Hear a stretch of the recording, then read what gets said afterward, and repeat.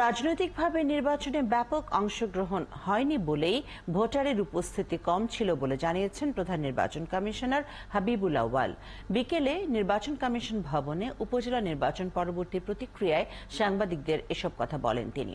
পঞ্চম ধাপে ১৯টি উপজেলার নির্বাচনের মধ্য দিয়ে ৪৬৯টি উপজেলার নির্বাচন শেষ হল।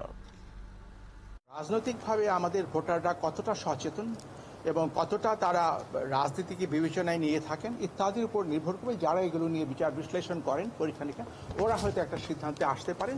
তাদের সিদ্ধান্ত যদি আমরা পেয়ে থাকি তবে এটা আমাদের জন্য বিবেচ্য নয়। আমাদের জন্য বিবেচ্য হচ্ছে ভোটটা আয়োজন করা, ভোট এবং ভোটটা যেন শান্তিপূর্ণভাবে সুষ্ঠুভাবে হয় এবং ভোটার যারা তারা যেন ভোটাধিকারটা প্রয়োগ করতে পারে।